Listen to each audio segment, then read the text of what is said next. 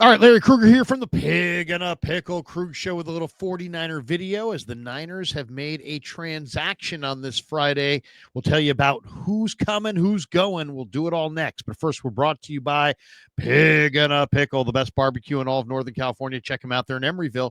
They're in Corte Madera. They're open 7 days a week from 11 a.m. till 8 p.m. or until they run out. We're also brought to you by Sharp Corner Sports Cards and Collectibles. They're at 205 Cypress Avenue in Pacific Grove, California, on the Monterey Peninsula.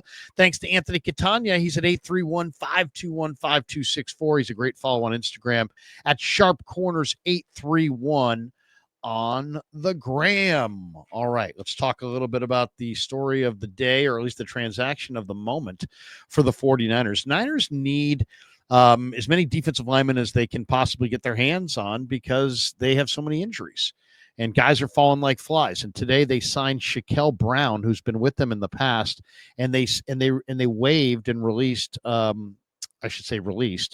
Dwelley, the tight end. So let's talk a little bit first about Brown. He's an elite athlete. He was an undrafted free agent. He played at Troy State in the state of Alabama. 32 and a half inch vertical, 4.41 shuttle. He had a 4.8 240. 30 reps at 225. This guy's twitchy. He's a twitchy athlete who can play defensive tackle, gives you a little bit of a pass rush. You know, they worked him out with Michael Drumfor, who they signed and since cut, Siaki Ika, and Phildarius Payne. The four of those guys worked out together just recently, and the Niners went out and signed Drumfor, who had been with them prior as well.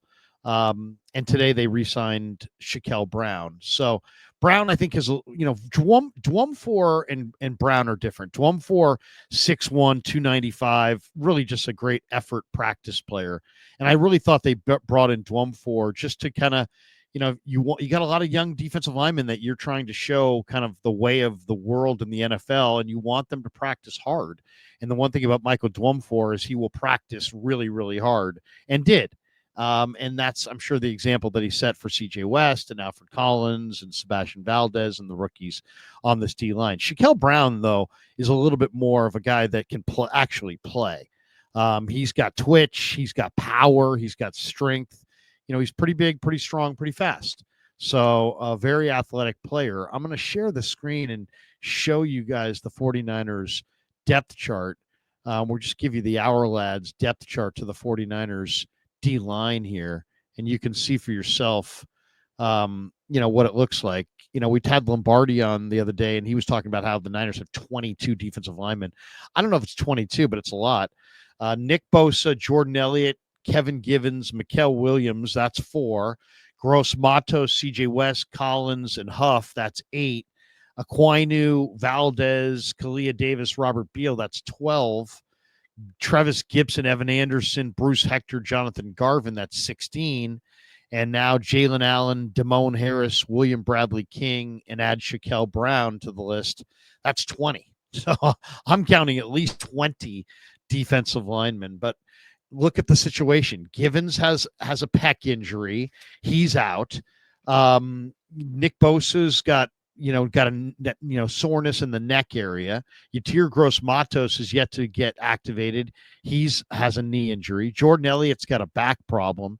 I mentioned Givens with the pec, Mikael Williams with the hyperextended knee, CJ West with the hyperextended knee.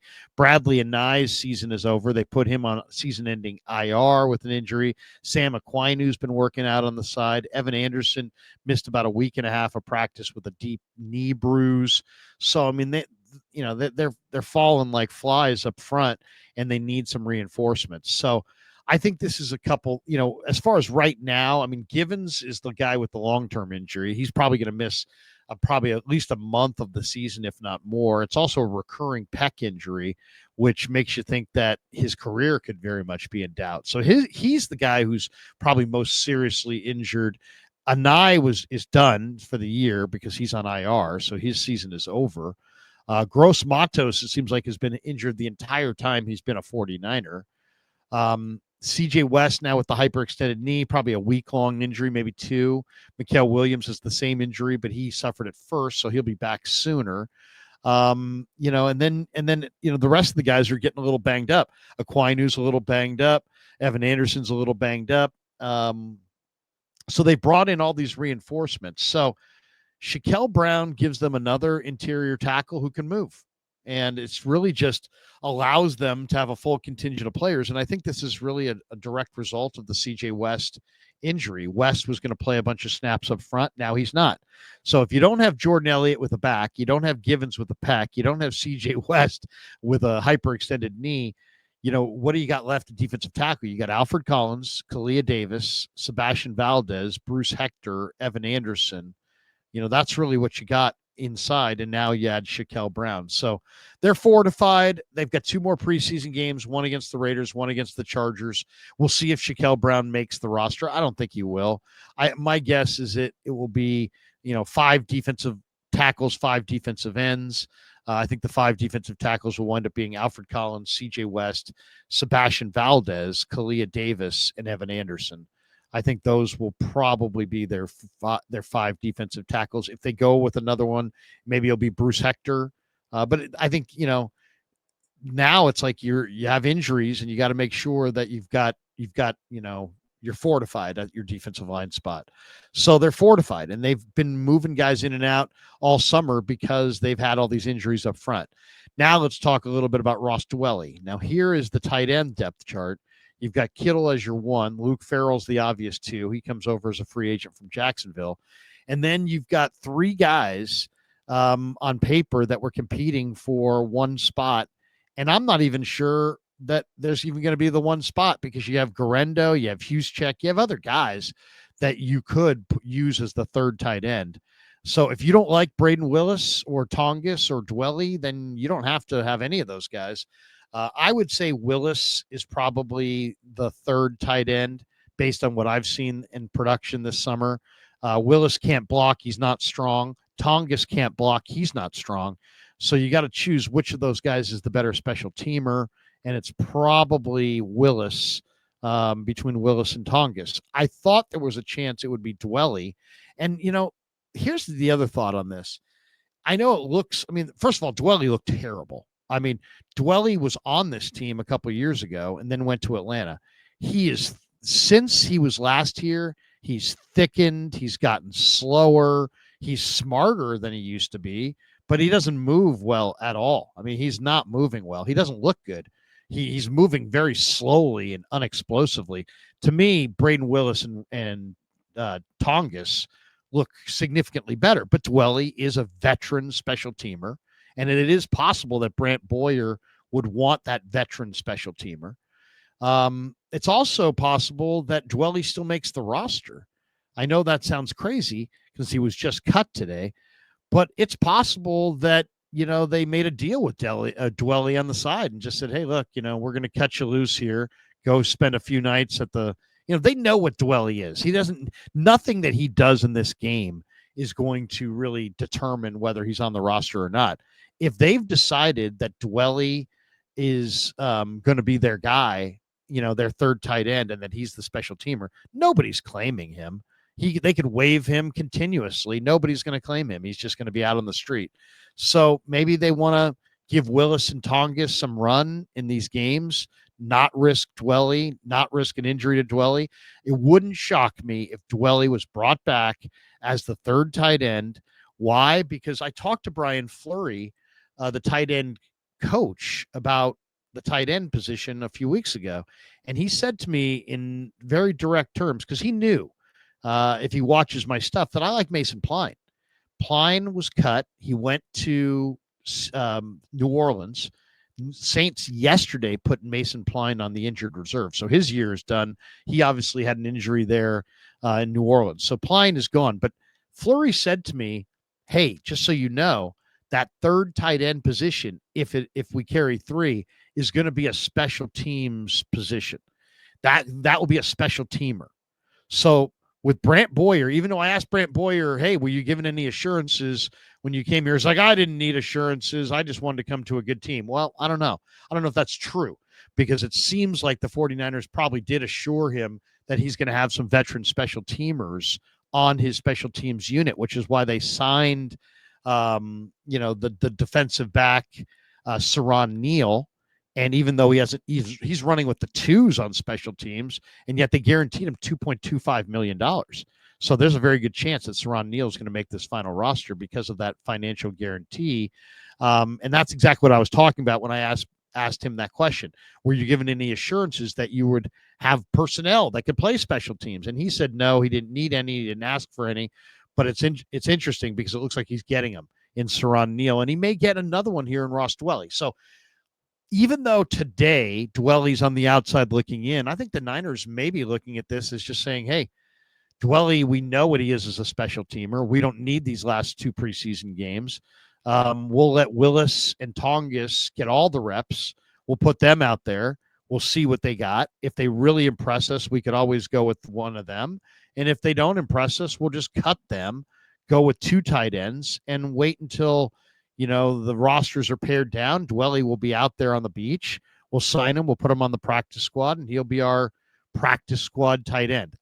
So even though Dwelley is getting waived today, and even though I'm telling you his physical ability has waned significantly since he was last here, trust me when I say that. I'm watching this guy at practice. I watched him for a couple of years, and I know how he moves and what he looks like, and he's thickened and slowed.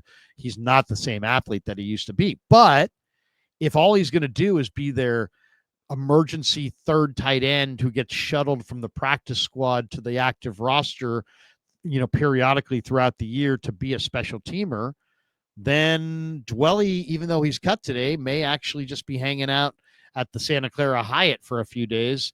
And he could be back after the 26th. So that's what I anticipate happening. I do think that's going to be that third tight end is going to be a special teamer because Fleury said so, but it doesn't mean it's going to be Dwelley. It could be Willis. It could be Tongas. Willis and Tongas are younger and more athletic and have more upside potential, but Dwelley is a veteran. Dwelley is a solid player. This is where the 49ers, I think, really have to pick their lane. What lane are you in? Are you in the we're going to win now lane, and we need to get guys who are, make roster decisions on the margins to get the very best special teamers for Brant Boyer so that you have a representative special teams unit? Is that what you're all about? Or are you all about trying to find young, talented players that could be part of your core going forward? And maybe that would be a Willis or a Tongas. But if they really are about just making moves on the margins, trying to get better at special teams, then they could easily cut Dwelley here, wait till the cut down, cut Willis and Tongas at the cut down, and then just re-sign Dwelley to the practice squad when you're putting that thing together a couple days after the 26th. And there you go. So even though Dwelley is gone, I think he might be back. Maybe not. They may have seen what I saw, that he's a diminished athlete, and just said, we don't need him. We'll go with either Willis or Tongas. That could be the judgment.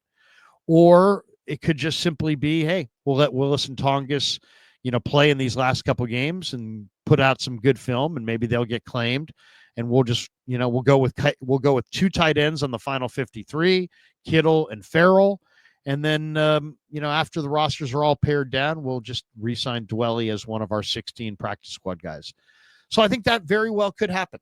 But for the day, Dwelley is gone, and Shakel Brown is the newest 49er. All right. Couple other 49er thoughts here on a Friday. Some interesting notes out there. One, Malik Mustafa signed a deal with Nike. So he's got a new deal with Nike. He's a new pitch man for Nike. We're not sure when Mustafa is going to be back in the fold, but he is now officially signed with Nike. BetUS had a question up today. True or false? The Niners will win a Super Bowl in the Brock Purdy era. And you know what? I would say true. I think the Niners absolutely will win a Super Bowl in the Brock Purdy era. Will it be this year? I don't know. I don't know if it'll be this year. But I think eventually I do believe that Brock Purdy and the 49ers win a Super Bowl together. And, I'm just a believer in Purdy. What can I say? I just believe that Purdy will get it done. I thought it was also interesting that Coach Yak had this. They listed the top 10 players in the NFC West, and the top 4 players in the division, according to this ranking, are all Niners. Fred Warner, Nick Bosa, Trent Williams, George Kittle are considered the best 4 players inside the NFC West. How about that? And the Niners had 6 of the top 10 of the 10 best players in the NFC West, with Purdy checking in at 9 and McCaffrey checking in at 10. The only non-49ers that are listed among the top 10 players in the division, Jared Verse of the Rams at 6. Unbelievably, I should say Devin Witherspoon. I thought that was Akella Witherspoon. Devin Witherspoon, the Seahawks corner, number 7. He's terrific. And then Puka Nacua, the Rams receiver, number 8. Otherwise, you got, and Budda Baker's number 5. So Niners are 1 through 4, and then Purdy and McCaffrey 9, 10, rounding it out. So the Niners, are they the best team in the division? I don't know. It was interesting. I was watching Florio and Sims the other day. They were making their predictions on the division. Florio has the Niners winning it, the Rams finishing 2nd, Seattle 3rd, and the Cardinals 4th. And Sims has the Rams winning the division, the Cardinals finishing 2nd, the Niners finishing 3rd, and Seattle finishing 4th. So there's a wide disparity in opinions on who the best team in this division really is. Is it the Niners? Is it the Seahawks? Is it the Rams? Is it the Cardinals? It seems like there are people out there that believe that, each team in this division has the potential to win it. So this is a wide open division. The Niners went 1-5 inside the NFC West last year. And to me, it sets up this year for 6 knockdown, drag-out wars inside the division. And if they go 1-5 in the division again, it's going to be a long year. I expect them to reverse that and really pull that, reverse that and go 5-1 in the division. I think the 49ers are a 10-win team for sure. All right. Thanks to Pig and a Pickle for being the title sponsor of the Krug Show. Thanks to our good friends at Sharp Corner Sports Cards and Collectibles. And also thanks to Claw Daddy Arcades. They're a great follow at Claw_Daddy_Arcades to find a location near you. You see their logo in the top corner of the screen. And when you stop by, tell them Larry Krueger sent you. They got brand new arcade locations opening at Capitola Mall and inside Visalia Mall later on this year. Thanks to Claw Daddy Arcades for being a proud sponsor of the Krug Show. And thanks to all of you guys for supporting the Krug Show on YouTube,